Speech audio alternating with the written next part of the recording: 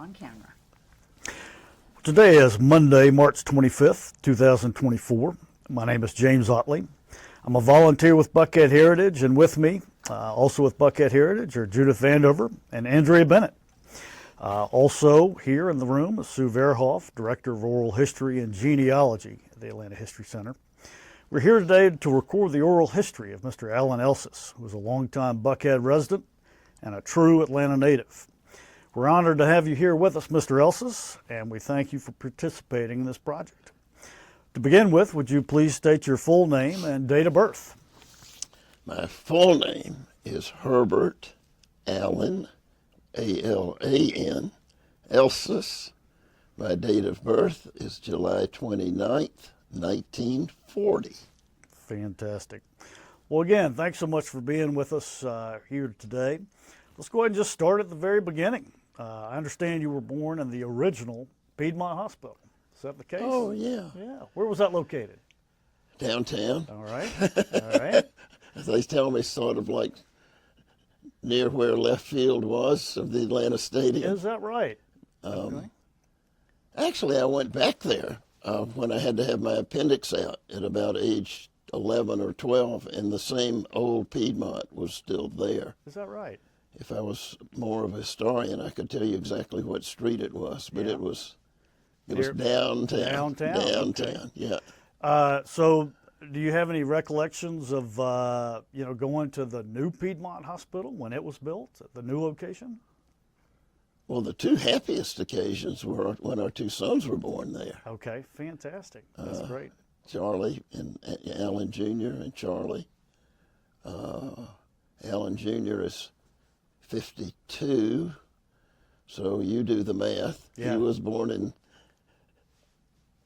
We're not going to put you on the spot. Yeah, 1970-something, and his younger brother, Charlie, is 48, and he was born there also. That's fantastic. That's great. And then Charlie's kids were born there. Also so we went back 3 more times for 3 grandkids there.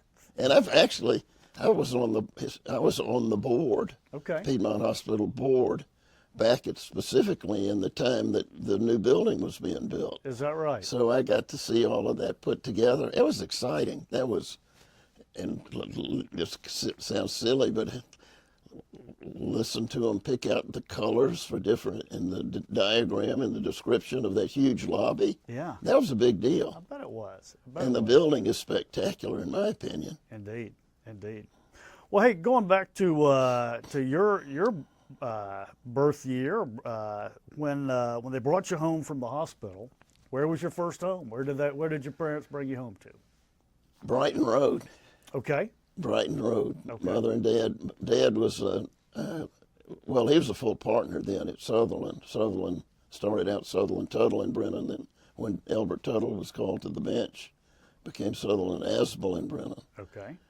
And Mother and Dad had rented a house on Brighton Road. I've been told that it became the Rooker House. Okay. Bill Rooker's house. Okay. Now we're talking over in the Brookwood Hills. Brookwood Hills, right off of Peachtree. Yeah. Okay. But can I go? Please. When I was 3 or 4 months old, we moved to our new house on Paces Ferry Road. Okay. Which was in the country. That was my next question. Tell us about some memories there. How did they pick that property? How did y'all end up there? Well, my family had something called the Fulton Bag and Cotton Mill. That was another one of my questions. Well, fantastic. But my dad's father passed away when my dad was at Harvard Law School. Okay. And he opted not to go to work for the mill, even though he had lots of cousins that were at the mill. Okay. And I could be happy to backtrack on that. Yeah, I mean, we're here, we're there. Let's go ahead and talk Let's about talk that. about, but let me just tell you about 3510 Paces Ferry Road, which we moved to. And see, if I was born in July of 40, this would have been in the fall of 1940. All right. I can't remember clearly that far back. I can probably start remembering real things probably when I was 4 or 5, which would have been 44, 45. Yeah. But all of the roads around us were dirt roads. Is that right? Pace's Ferry was paved because it went to the Chattahoochee Okay. and Pace's Ferry. Right. Pace's Ferry was there, and which would then take you to Vinings and then to Marietta. Okay, but the steel bridge, obviously, that was there at that time. Yes. That was built in early Yes. 1900 or so. Hermes correct? Bridge. Yep. Right, indeed. Yeah. So that road was paved, but the other roads, I'm pretty sure now. I'm pretty sure that Nancy Creek and I suspect West Paces was paved. Yeah. At least from Buckhead sure. to where we were. How many acres did you 20. have? My dad bought 20 acres in 1939. Fantastic. I won't tell you the price because it'll make. Well, it doesn't. It ain't close to what your family did at Lenox Square. Well, So. Indeed. So, do you have any? I want to go back to the Fulton cotton bag and cotton mill, but just while we're on the subject of your young childhood or boyhood in that area, do you have any stories that you remember? I mean, it sounds like it was a heavily wooded area. It was like being in the country. What was a day in the life like? Maybe tell us a day in the summer when you had the whole day to go play in the woods, and then give us another day. That's all we did. Okay. Was play in the woods. Literally, Yeah. all we did. I went to little of it, so I have to start when I say 7 or 8 years old. Okay. My best friend Tony Askew, Yeah. who lived around the corner Okay. on Nancy Creek, he would come over and we would go out into the woods. And BB we'd guns, build, BB guns, for sure. things like that. Any hunting or just Dad set up a little. There's this. We were on the sort of halfway up a hill. okay, Down at the bottom of the hill was this sort of a valley. okay, And my dad set up, when he got back from the war, he set up a little trap, skeet trap okay. All right, thrower. neat. So I learned to shoot I didn't shoot anything more than a 410. Okay, all right. But mother shot, they round up that skeet Yeah. puppy and let them fly and practice shooting skeet down there. And probably in those days, nobody was complaining about. There wasn't anybody around. That's fantastic. Literally nobody on either side of us. Was there a pond back on the Well, property? that came a little bit later. Okay, When my dad went off to the war in 1942, didn't come back till late 45. We had a victory. I do remember this. We had a victory garden down there in that flat area of the valley there. and just let me just for our listeners at home, as we say, where exactly was this property? If you're coming up from OK Cafe, kind of guide us to where this property was or is.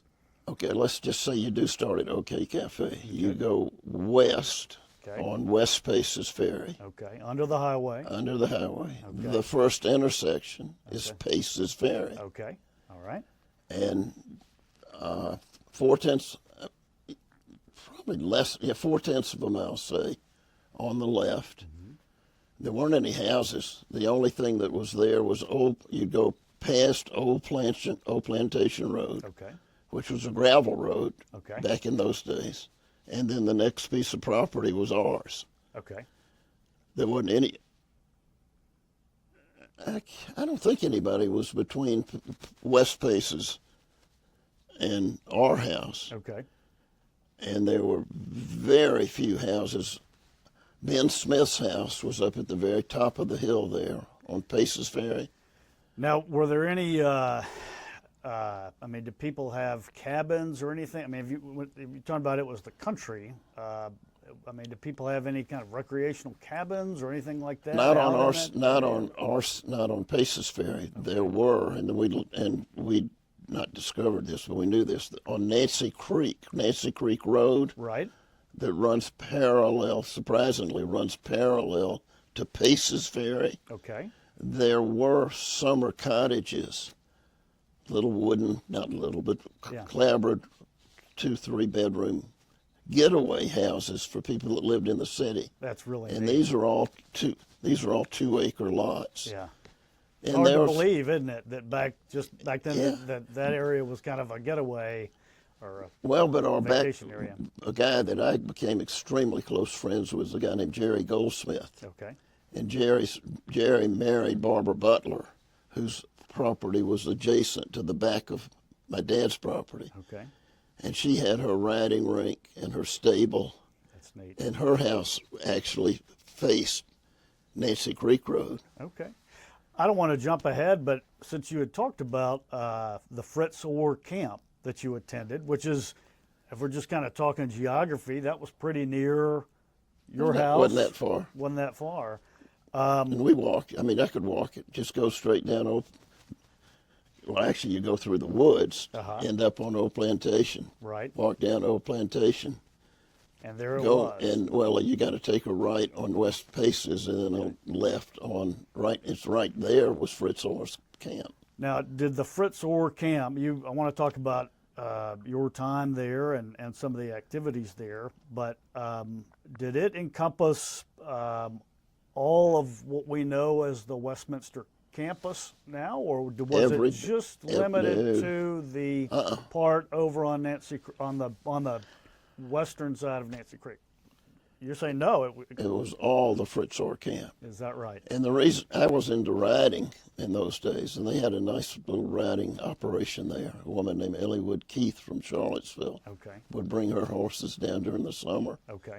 And all of where Westminster is today were horse trails. That's fantastic. Where we would go. Thank you. And that quarry, you know where that quarry is when you come in the driveway? We would go up and down that quarry on horses. That was a little bit scary.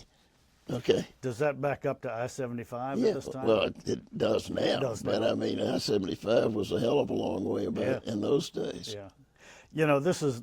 I want to thank you. This is exactly why we do this. I don't know that a lot of people knew that the Westminster Schools campus was part of the Fritz Orr. The whole campus was. I think people know the front.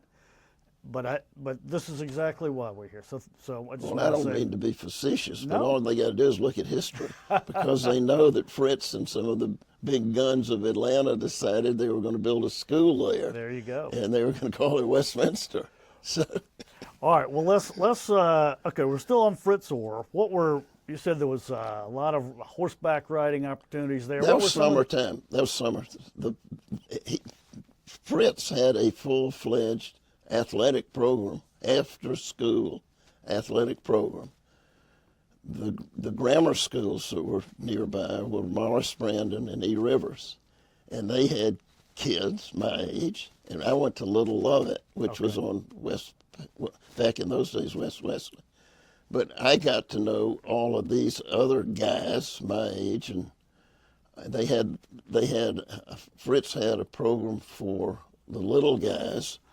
It was strictly a boys' camp. What were the ages that he would take?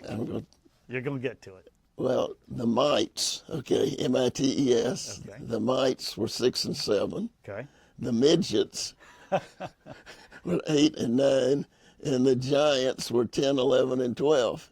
And he had it divided into 3 different age groups. And we played every sport that was available, football, basketball, baseball, wrestling. During the summer, even had wrestling and boxing. And swimming in the summer. Okay, so there was a swimming pool there at the time, or? Same pool. Same pool. Okay, very good. Same pool. Were there any cabins there, or was there any overnight? You know the answer. Well, yes. I know there are cabins there now, but when I was probably 5, maybe even 6. I got shipped off for 2 months in the summer to go into. I spent many a summer in one of those cabins. Is that right? It was fantastic. It was fabulous. Okay. It was just great fun. That's fantastic. And a lot of people, a lot of guys that were my age were, they got from all over the South actually that went to that camp. Is that right? Okay. Or not Georgia, South Carolina, Tennessee. Well, I think a lot of people knew it or thought it was just a day camp. So thanks for clearing that up. No, it was an overnight camp. That's great. Starting way back. Okay. And the cabins are still there. Those literally the same cabins. Same cabins. That's fantastic. Did y'all ever do any fishing, either, fishing in Nancy Creek or playing in Nancy Creek, either as kids or as part of the camp activities? Funny you should ask that. Because when my dad got back from the war, I told you that flat area behind our house, Yeah. he decided we needed a pond. Okay. And there was a stream that started up in the woods. It was Okay. a pretty good, nice running stream. A stream that would have probably flowed in. Flowed and right actually- across all the property, that whole flat area, and we built the Victory Garden Okay. off of it. Okay. But he dammed up that stream, Okay. created a pond. Okay. We called it the Mud Hole. All right. And so if he came back in 45, that pond was probably finished by 47 or 8. Okay. Very neat. And it was, and he did this too. He put a cement collar around it so that it wouldn't get muddy. Okay. And it just so happened that they had a lower part that was graded, that was maybe 2 or 3 feet deep. Okay. And my mother, and then we drained during the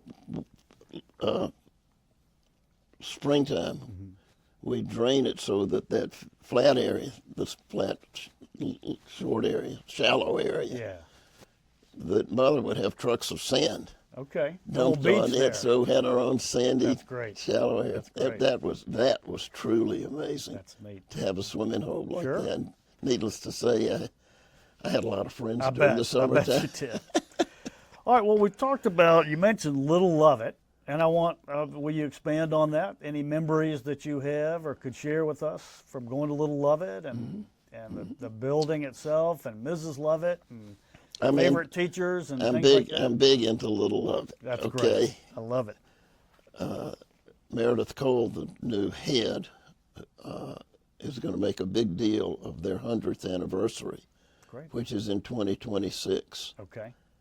And Fontaine Yearly, Draper, and I, and we discovered Norris Broyles, who lives down the hall from me at Peachtree Hills, Okay. who's in his mid-90s. He went to Little Lovett. Is that right? And the older Little Lovett that was downtown on Myrtle Street. I wanted you to mention that. So anyway, he's excited to be on our Centennial Committee. That's great. But I started there. My mother was a great, and parents were both highly educated. Mother being a Phi Beta Kappa from Wellesley, and Dad being Harvard and Harvard Law School Sure. and all that good stuff. Gotcha. They believed in a progressive education. So my older brother went there.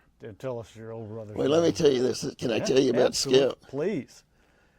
My mother, who was a pack rat, and I just discovered this as we were putting stuff together to move to Peachtree Hills just in last month. And the last one, I discovered a letter written in 1940 Okay. from Mrs. Lovett in this beautiful script that she had heard that we, meaning mother and dad, had a 3-year-old son, and they would love for him to come to Lovett School when at age 4. I guess that letter was written in April Okay. of 1940, Okay. and in August of 1940, this letter came back, or maybe it might have been July. Said, "We are delighted that your son Oh, that's great. is going to be in the kindergarten." To see it start in the kindergarten, Yeah. That's and it went through the fantastic. 7th grade. And was the whole Little Lovett housed at that? It was out on West Wesley at Okay. that point. Tell us a little bit about the grounds and the building and things like that. Maybe even if you can remember the inside of the building. What was it like? But when you go back to it, okay, and you see these classrooms that are maybe, I don't know, 10 by 10, say, Okay. they look awfully tiny. Yeah. With these little, Yeah. these little chairs, but it went kindergarten through 7th grade. Okay. I can't tell you how many classrooms there were, but it was a nice little country schoolhouse. Okay. It had one larger room, which was an auditorium. Had a wonderful playground in the back. Okay. And we would during my favorite subject was recess. Yeah. Okay. Stand for a minute. Yeah. Yeah. So we played. We had wild and woolly kickball games and stuff like that during the recess. And the school was located. If you again, you were kind of headed out West Wesley, and you crossed over Moore's Mill, correct? Before you got to the current Westminster campus, would you say it was on the right? Maybe. I bet the better landmark would be is if you went down Nancy Creek, Okay. West Wesley, turn left on West Wesley, Okay. go up the hill, go be past what is now the back of Westminster, Okay. go up to the top of the hill. Margaret Mitchell Okay. would be right there on the left. All right. Probably one block, whatever direction that would be, south, Right. east, Something like that. Yeah. Okay. is where it was, but on West Wesley Right. Road itself. And now that property probably backs up to I-75, I believe, if I'm not Oh mistaken. well, there are two roads in there. One is called Westminster Close, Okay. and it might have been on Westminster Close or the next one, and I can't remember the name of it. Okay. And they all do back up to I-75. I got you. Well, great. So Little Lovett, and then you went to Westminster after attending Little Lovett. Little Lovett, you said went to 7th grade at that time? Okay. Tell us some memories about going to, what year would that have been, first of all, and tell us some memories. I graduated from Little Lovett, I and 8 other kids. Okay. We had 9 kids in my class. Come on. Yeah. And That definitely gives you an idea of the size of the school if there were 8 or 9 kids in your the graduating graduating yeah, class. that's about what they had in each class. Okay. And actually, before we go on, so Ms. Lovett was obviously, she was there actively involved. Did she teach classes at the school, or was she more of an administrator? I think she was more of an administrator. Okay. They had good teachers. Yeah. Can I brag on my brother? Please, and if you remember any of your teachers, brag on them. Miss too. Force. I remember Okay. our 7th grade English teacher's name, Miss Force. Okay. What a great name for a teacher. No doubt. And she was one. John Brewster, Mrs. Brewster was John Brewster's mother was a teacher there. Okay. Ed Croft, the Croft family, their mother was taught music there. Is that right? Irene Croft. Okay. The Mothers Club was a big deal. The Mothers Club is what made things happen there. Gotcha. And I have in my mother, as I said, saved everything. Yeah. In her packet of Lovett memorabilia. She was president of the Mothers Club my 7th grade year. Okay. Mrs. Lovett expected the kids to write thank you notes to various members of the Mothers Club who paid for the new the new Playground equipment. Yeah. And she's got this really neat little note. Penmanship was not script, but block letters. What do you call that? Yeah, not cursive. So. No, not cursive. Yeah. Just regular Okay. writing. That kind of writing. All right. Very neat. Can I brag on my brother? 'Cause Please. he was Absolutely. We pretty definitely want to get into that. incredible. Have at it. 3 years older than me. Louis Jacob Elsas II, Okay. known as Skip. Right. Went to Little Lovett. Best school to go to after that was Marist. Okay. Went to Marist. Skipped the 8th grade at Marist. Immediately went into he was there a month or so, and they said, you're ahead of us. So 9th grade at Marist. Okay. Went directly went from Marist to Andover. Wow. Andover to Harvard. Wow. Virginia Medical School. But what he did more importantly, and I know this gets away from old Atlanta. No, keep at it. Keep at it. He got interested in genetics, and was familiar with a professor at Yale Med School, who was the leader in genetic studies, and he did his internship and residency with that gentleman whose name escapes me right now. But Emory heard about that, and knowing that we're an Atlanta family and suspecting that Skip would probably want to come back to Atlanta, which he did, they suggested that might he open a genetics department, create a genetics department Wow. at Emory Med School, which he did. That's fantastic. And Thank you for sharing that. well, he was a pretty neat guy. Yeah. So, sadly, he died about 15 years ago of prostate cancer, but he was a pretty incredible guy. That's neat. I want to get back talking about him when we talk about Oakland as well. But and we're zigzagging a little bit. I hope that's okay. You mentioned an Atlanta family, and we've talked about the Fulton Bag and Cotton Mill. You want to talk a little bit about that? Just kind of your family's background? Sure. Okay. Tell us what you know.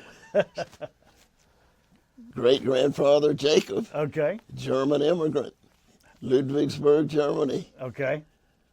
Went from Ludwigsburg to New York to Cincinnati in 1856. Okay. At Wow. 16 years old. Come on.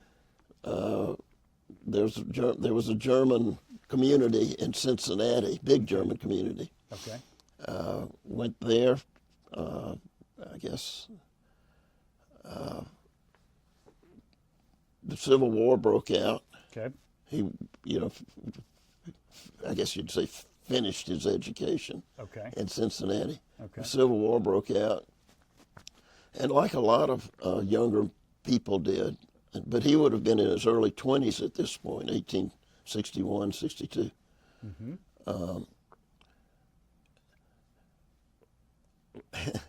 Somebody has told us, and I'm not sure I believe it, that he was actually drafted into the Union Army. Huh. So he was in what I would say was in the Supply Corps, Okay. which meant that he was a peddler, Okay. that he put pots and pans and all the kind of stuff that soldiers would use. Sure. Sure. And followed them around and sold them stuff Huh. off his Interesting. back. Okay. Civil War's over. Okay. He got permission to go, and he was in Nashville at that point. Okay. Got permission to move to Cartersville. Today, if you went to Cartersville and mentioned Jacob Elsas, Yeah. the Bartow County folks up there would say, "Oh, we know about him." Okay. He opened a very successful dry goods store and funded the first bank Is that of right? Cartersville Okay. when it was built. Yeah. But obviously he made his way to Atlanta. And then he just said the grass is greener Sure. in Atlanta. Okay. So he made his way to Atlanta in 1871, Okay.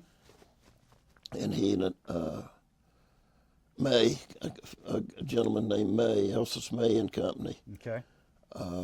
started a bag company, burlap bag company. Okay. And what we learned later was his family, Jacob's family in Ludwigsburg, were actually textile people. Okay. There was a mill in Ludwigsburg that they ran. Okay. The Germans took it over at the war, but that's another Sure. story. Okay. But that's where he kind of learned the trade. All right. He had 6 sons, 2 daughters, was a true German, whatever, Hessian. Okay. Right.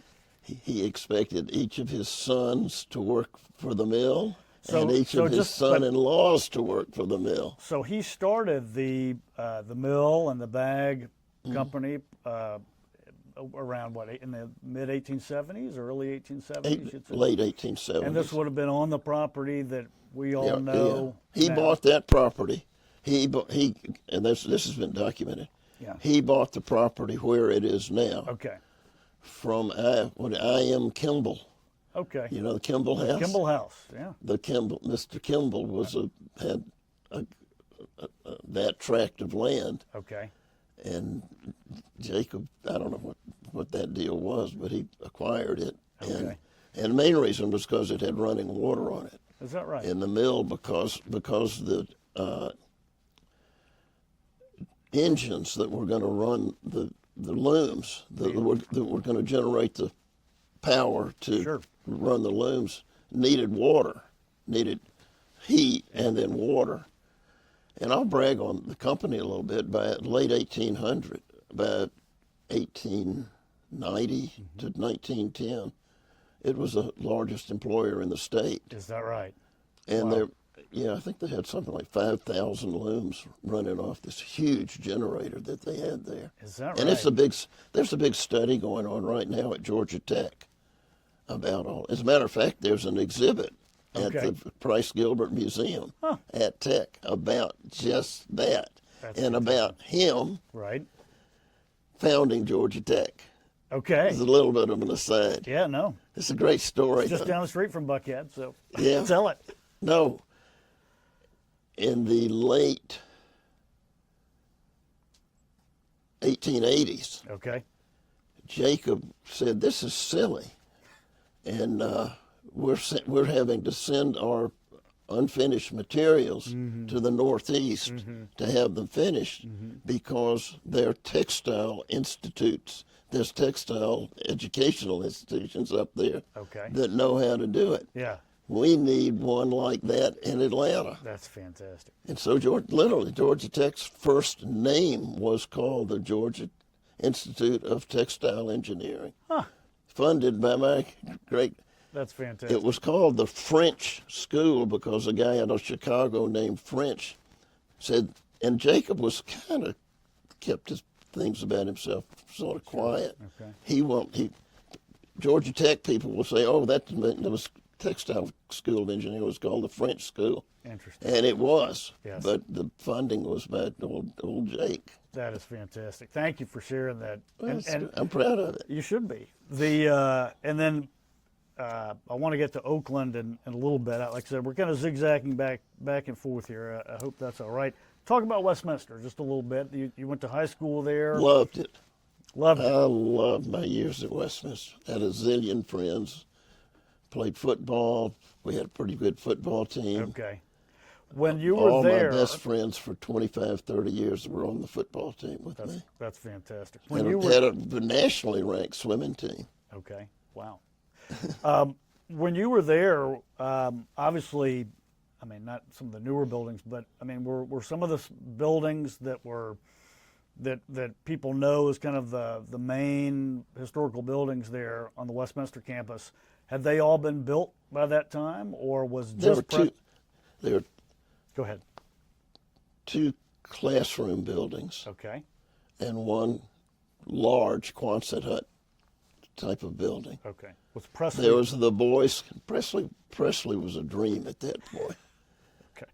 When I moved, and That's I why I'm was in the asking. first. I was in the first group that moved. That was housed initially at Knapp's Where you in were? the North Avenue Presbyterian. That's where we were. That's where Westminster was back in 52, 53, and then So just so I'm clear, just so we're clear, when you went to Westminster, you did not go just down the street to I'm going to call it the new campus. You were going to school in downtown Atlanta at North Avenue on Presbyterian Church. Ponce de Leon, Oh, Knapp's, at Knapp's. North Okay. North Avenue. okay.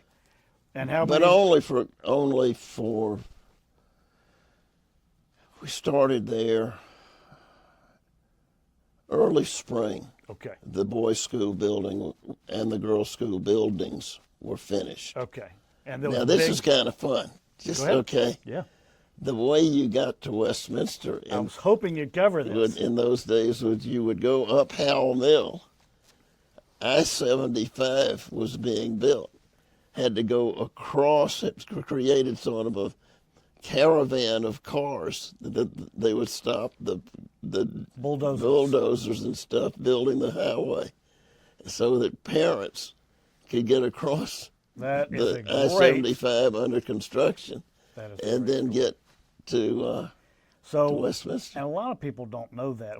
Try to describe if you can, and it's hard now that they've redone the campus and the loop and whatnot. But where was the entrance to Westminster when you went? You had to go across 75. I'm going to back it up a little bit so you Please get do. an idea. Please do. West Paces Ferry Hospital on Howell Mill, just at the north end. Yeah, I guess you'd know the south end of West Paces House. That would have been the road that would take you across the highway, 75 under construction, and into what would become the Westminster campus. Where that point is today, okay, you remember I mentioned the quarry? Yes, I remember that. It was just right next to the quarry. So if you were to come in at West Paces, go up the hill, it would be immediately to the left right there. Okay. And there was just one road, and it took you down. The boys' school was down the hill. The girls' school was up here. Mm-hmm. And then there was a small kind of a Quonset hut that was the gym. Had a basketball court. And those were the only buildings. Yeah. Were there any roads? I mean, around the campus or trails or? What were some of your memories of the campus and? Football field was right where it is today. Okay. But it was rocks. Yeah. And red clay. Okay.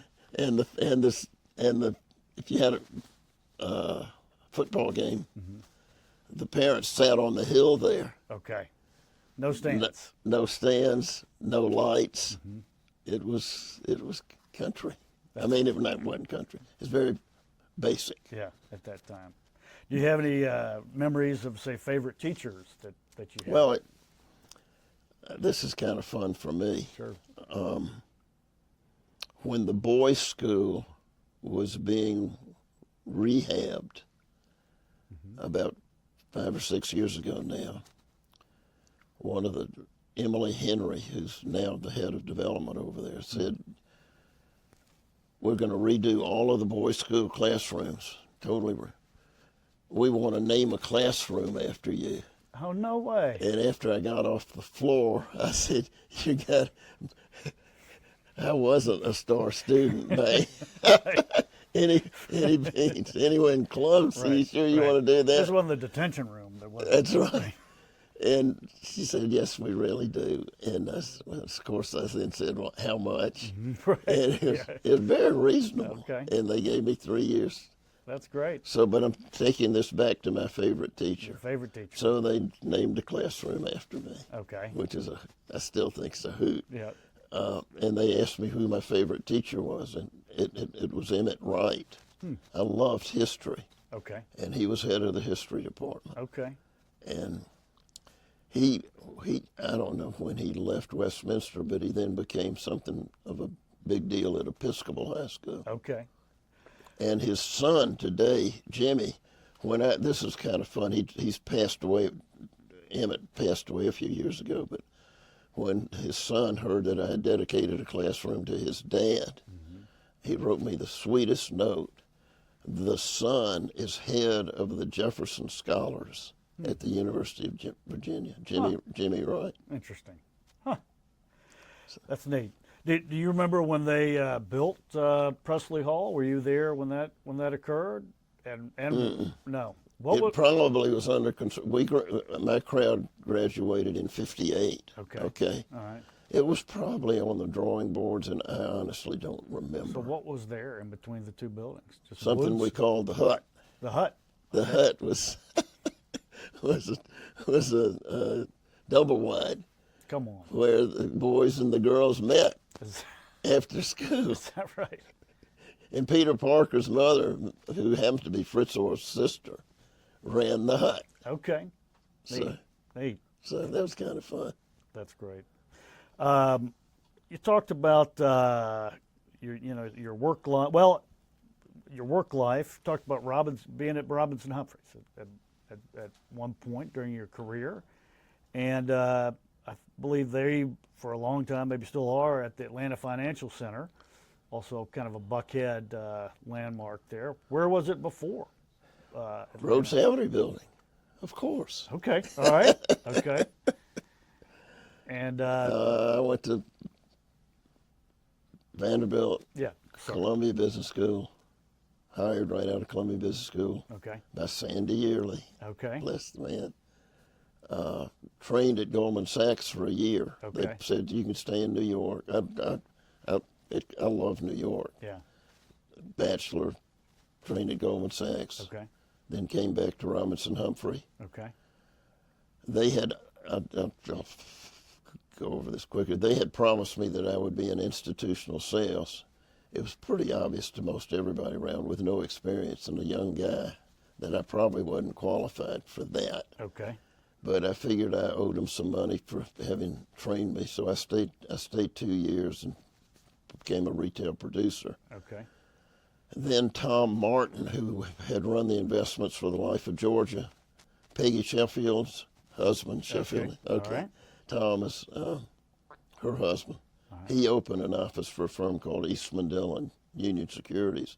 It was a powerhouse firm, and he offered me a job as an institutional salesman, Okay. which I jumped on. And Okay. so I stayed there. Then I went to Drexel, and then they wanted to open an office in Miami. And my state was the state of Florida. Okay. They wanted to open an office around me in Miami. Okay. And it was the year we got married, which is 1970. And I said, ain't no way. Yeah.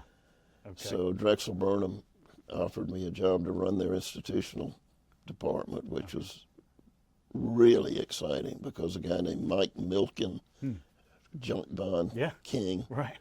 ran that bond operation. That was really exciting. Gotcha. And then a couple of years later, the institutional business got real competitive. And Tom Asher, who at this point was sort of the head of recruiting and sales at Robinson Humphrey, said, you belong back over here. Okay. So I went back. I got And you. the rest is history. It was Right. a great run. And then my son Charlie has my book. That's great. So I guess, but going back, do you remember moving to the Atlanta Financial Center and being in Buckhead at that time? Absolutely. Okay. All right. It's much smaller than it is today. Okay. I think it only consisted of 2 flat buildings. Okay. I can't remember the number, but you went in that parking area, flat parking area, Okay. and Did you it know? was considered. That was a nice setup because it had a wooded area right outside, and you could go at lunchtime, Okay. sit outside there. Okay. Did you know when you moved into that building that there was going to be a highway put underneath it, or was that even kind of the scuttlebutt? Yeah, or, I think okay. you did. But see, that was the first buildings for that complex were closer to Buckhead itself Okay.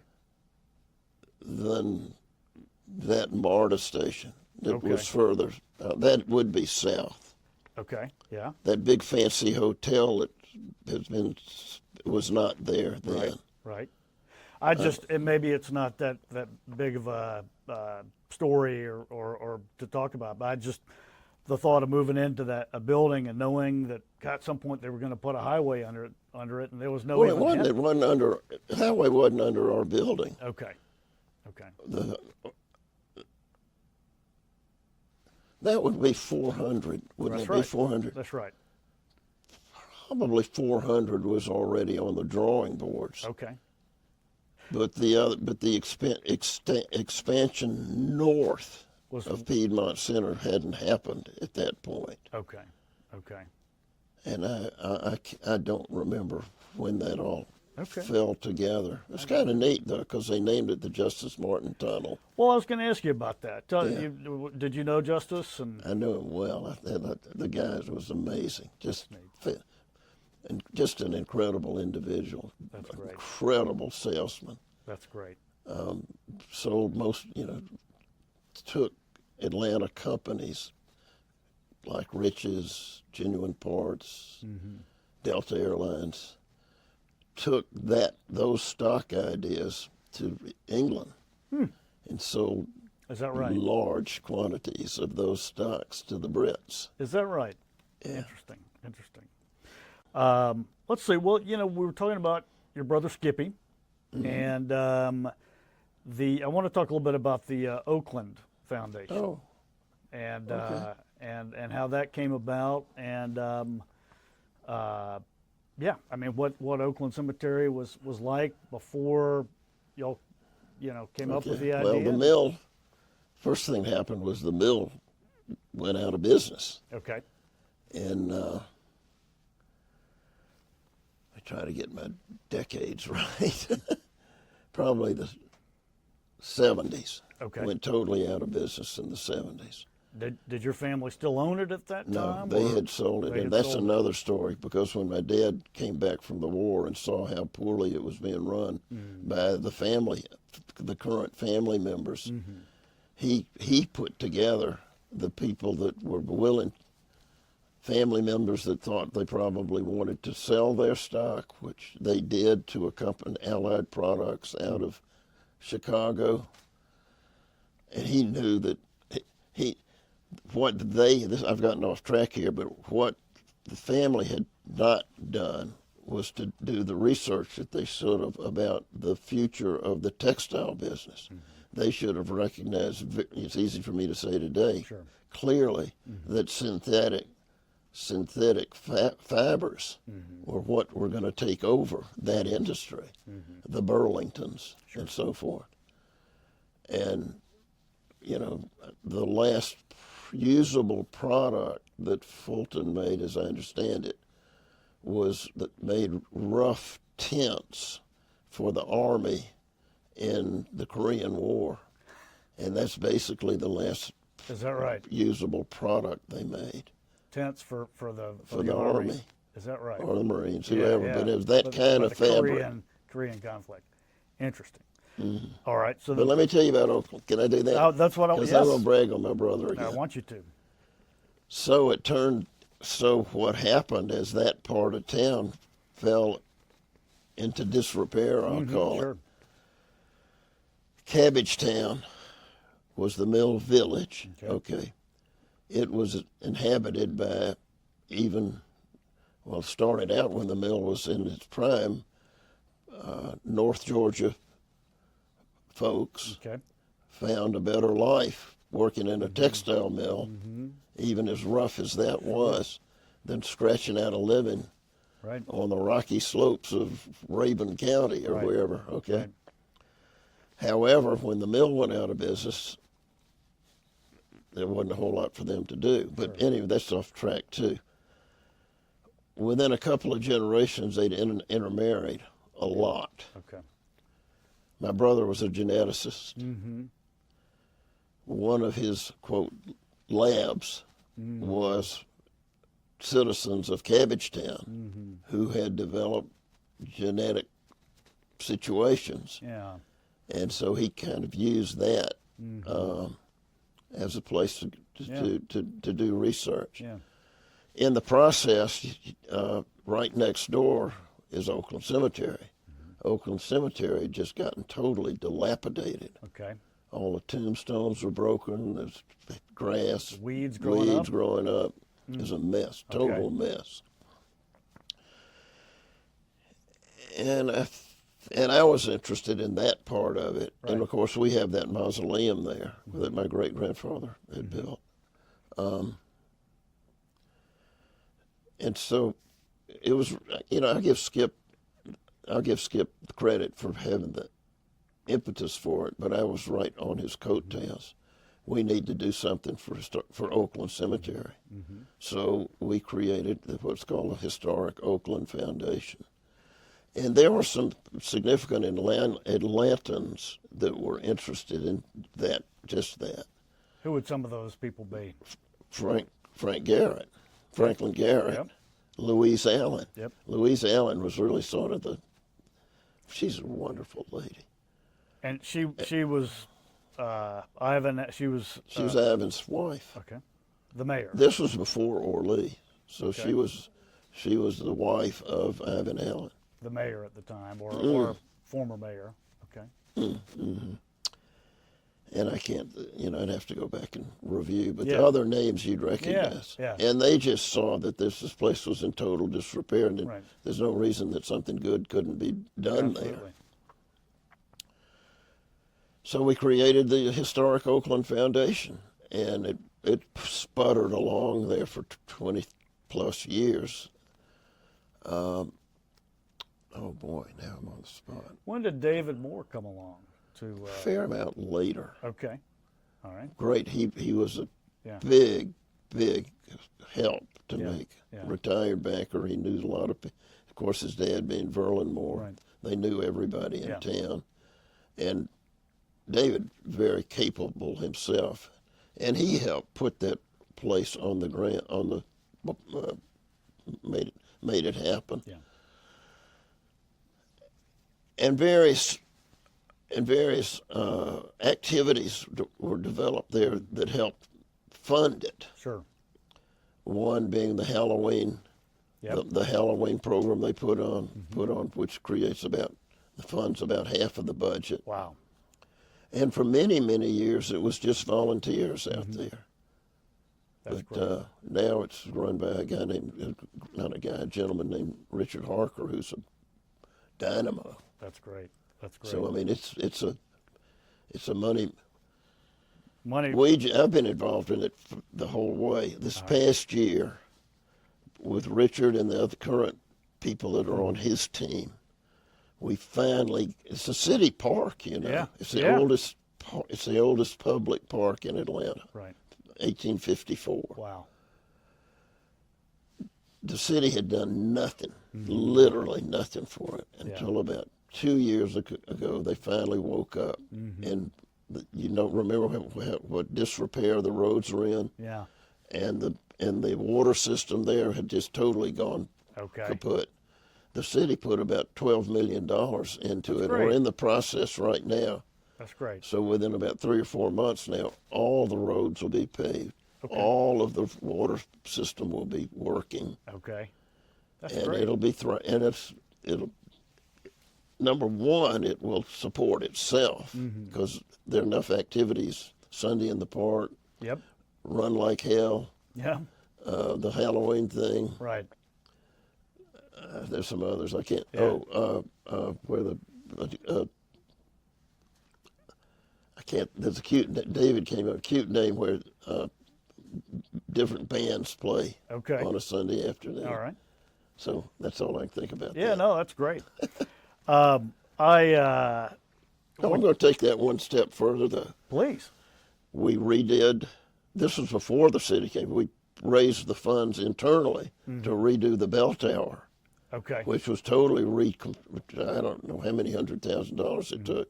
Redid it, and now we're in the process, and it's about halfway completed. There's going to be a visitor center Okay. just on the outside of it.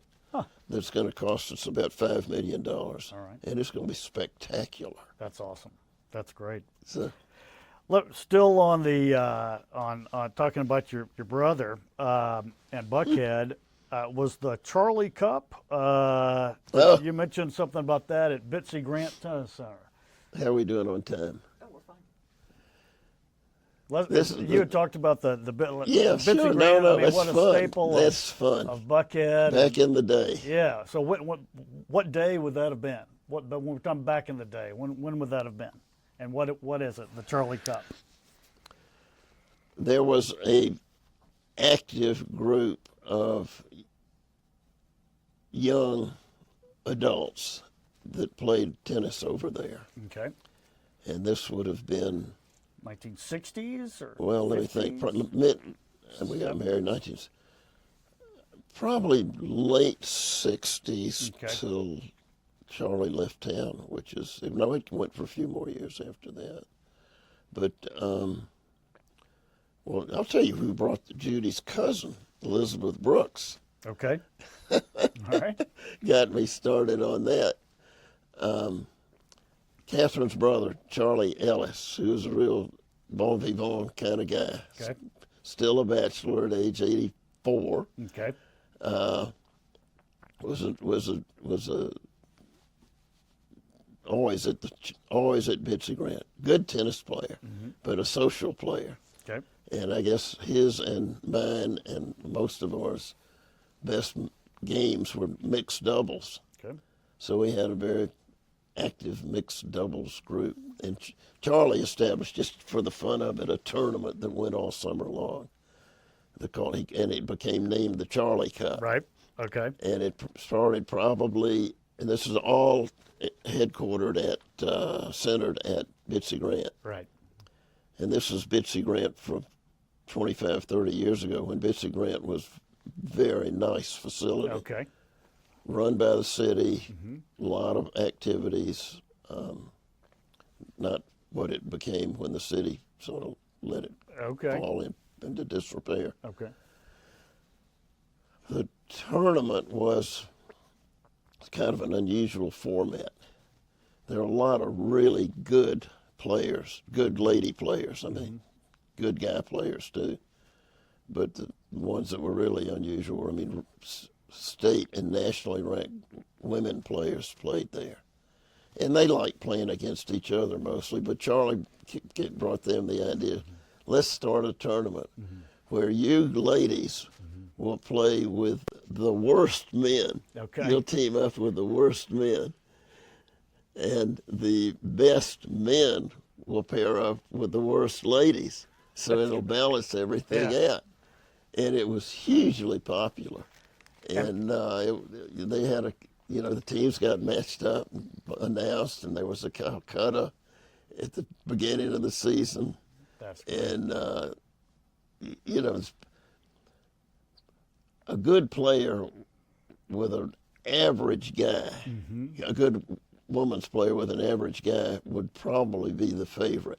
Okay. Because these really good girls could cover the whole court. Right. And they would just tell the guy, just get out of the way. Just go hang out in the alley and I'm going to take it over.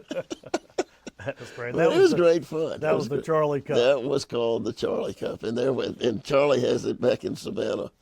And there was a cup that was in the corner. Frank Reese. Okay. They found this loving cup, and he called it the Charlie Cup. And the winners, and he had it for so that cash prize too, or just absolutely. Okay. Lots of because cash. of the cow, a couple $100. Yeah. But back in the 70s, that was. But a lot of beer consumed too. Indeed. That's great. Let me ask and you. it went all summer. That's what it probably started in May, because there was a full draw. Probably, I don't think it was 120. Probably 64 teams played. That's a lot of players. That's a lot of players, indeed. Well, if we could go back in time a little bit here, do you have any recollection? This is going back to kind of your childhood days, being in, living on Paces Ferry, 40s, early 50s. There was I understand, a dirt racetrack out on the other side of the Chattahoochee River, across from Robinson's Tropical Gardens, which I want to ask you about as well. Just over the bridge, right as you go into Vinings.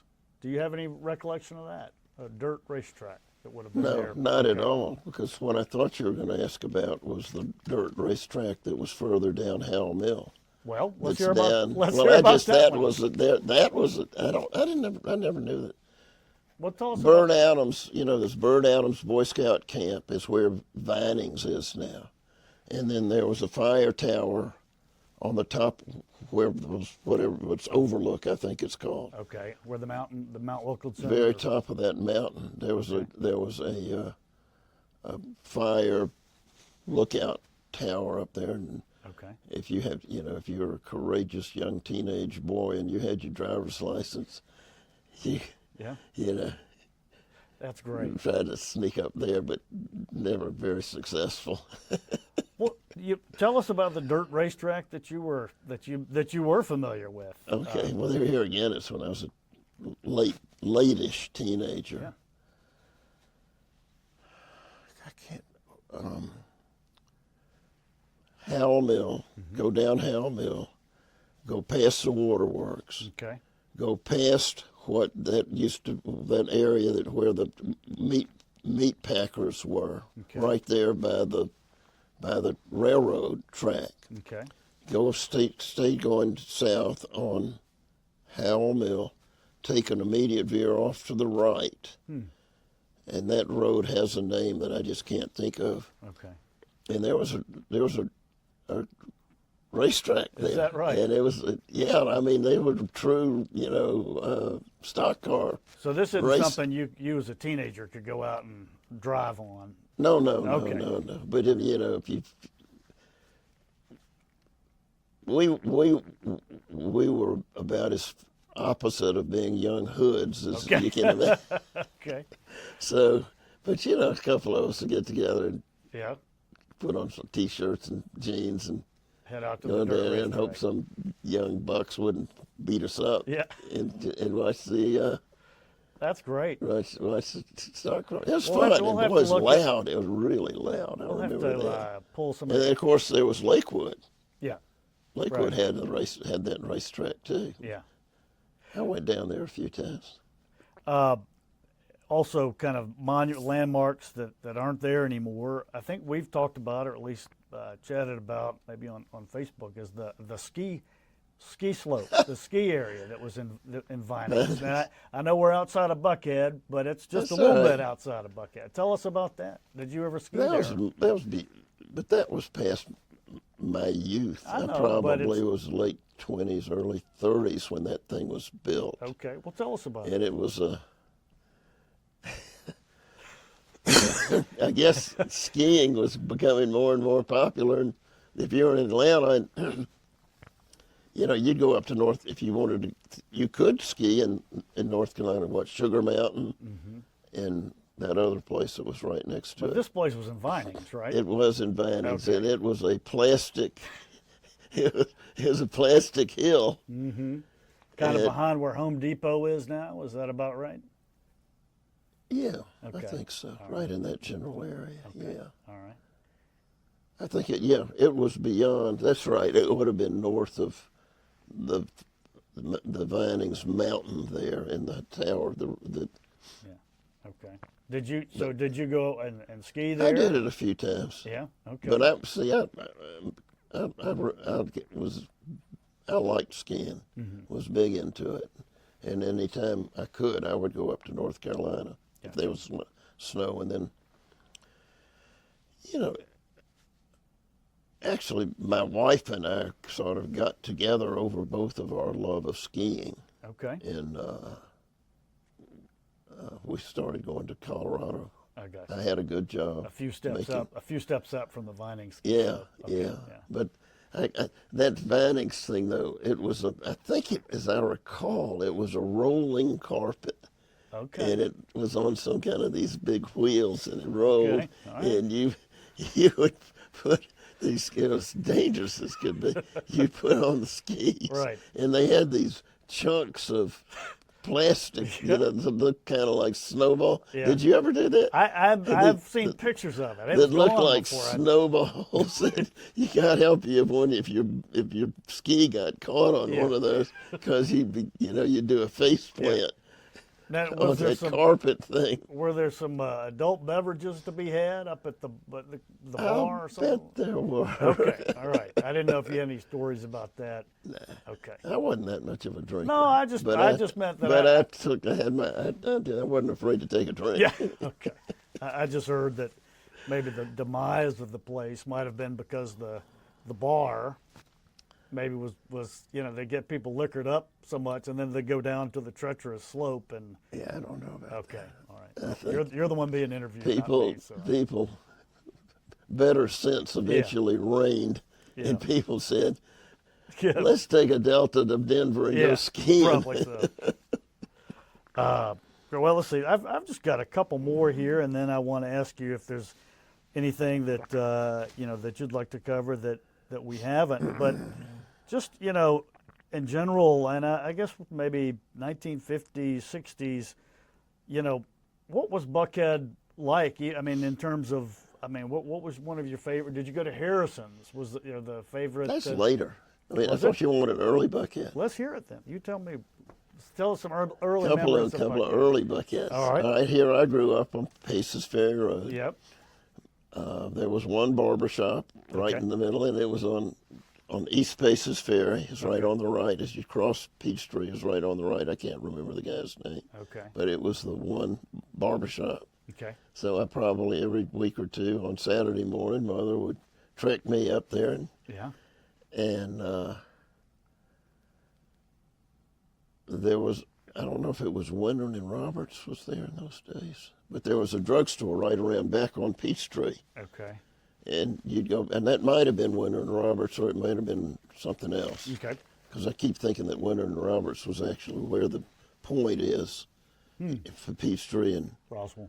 and Roswell, yeah, right in there.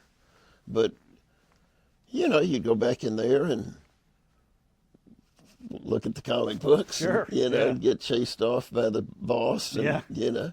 And then the other thing, though, that was fun is we were, I don't know, probably we were not into high school, probably 6th and 7th grade. It was safe.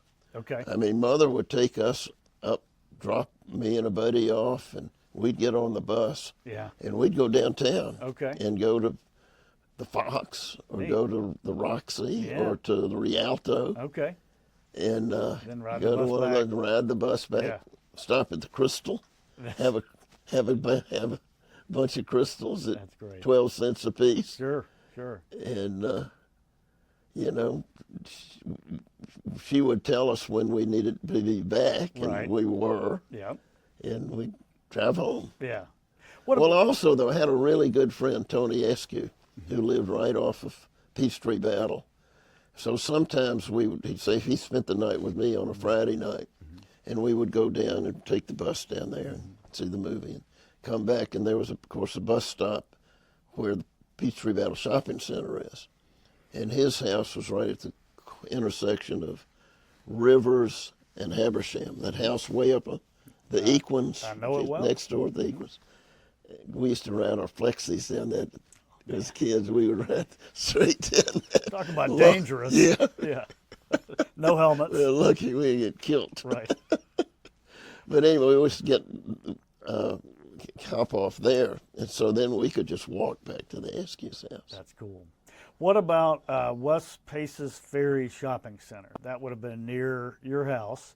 Do you remember when it was built? Do you remember what was the early days? Do you remember when OK Cafe was a gas station? Oh, sure, Gentry. Okay. That was Mr. Gentry. Well, let's hear about it. Tell us about it. Yeah. Okay. Aubrey Gentry. All right. He had I'm guessing that was a Shell station. It's a show. And then there were 3 gas stations there. There was Mr. Gentry's. Okay. Then there was one directly across the street where that dentist across from OK Cafe. Right. And then And I'm gonna ask you one more where specific- that Shell, and Barfield's. Okay. There was one, Mr. Barfield was right across the way. Okay. No, actually, I'm wrong. Gentry, way back when, you probably don't know this, Hal Mill came straight through and became Paces Ferry Road. Right. And Gentry's was down there at the corner of West So on, Paces. on that specific topic, do you remember buildings facing Howell Mill as opposed to Northside Parkway? Because there were some buildings there, as I understand it, that faced on that Howell Mill before they tore it up for 75. Do you remember any of those buildings, like Barfield's, or they would have been down from Barfield's, I guess? Barfield's was on North Side. Gentry's was on what was then Howell Mill, Okay. at the corner of Howell Mill and West Paces Ferry, just before Howell Mill became Paces Ferry. Howell Mill literally became Paces Ferry. Okay. You with me? I am with you. And Gentry's was, and that was the filling station we used. Okay. So if But Barfield's was actually on North Side. My dad was always convinced that Barfield watered down his gas. So we went to Gentry, and Mr. Gentry was like a family member. Okay. The guy was great. That's great. Well, Alan, is there anything that you'd like to talk about, or stories or memories that have come to mind that This has been fun. It has been fun. It has been fun. I'm so thankful that you were amenable to being interviewed.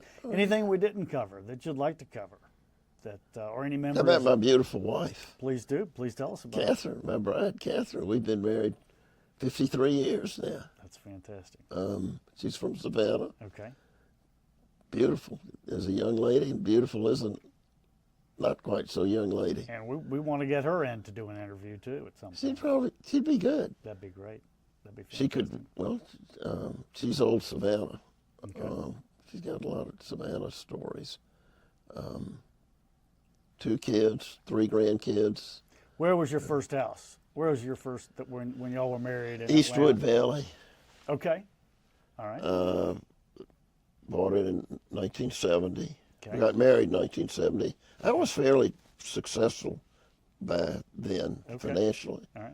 So we bought our first house on Eastwood Valley for $48,000. Okay. It's a neat little house, neat little frame house. Uh-huh.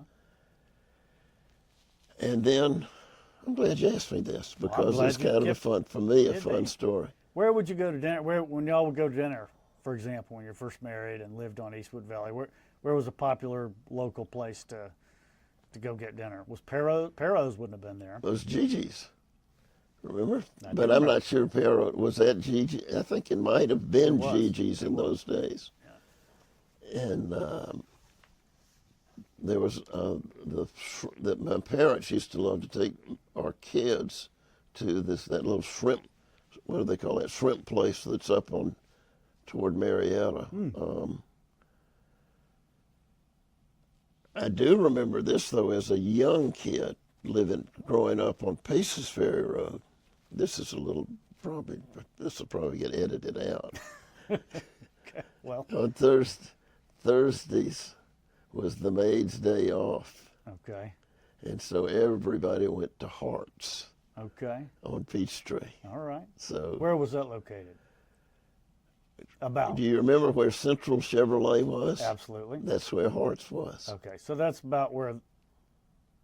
Okay. So, well, It Central. would be like 2 full blocks from where Sears is on Okay. on Peachtree. All right. So the Peach Shopping Center, I think, is where What- that is now. Yeah, that could be. That's about where it was. Yeah. But that was, you'd have to put on your coat and tie as a little guy.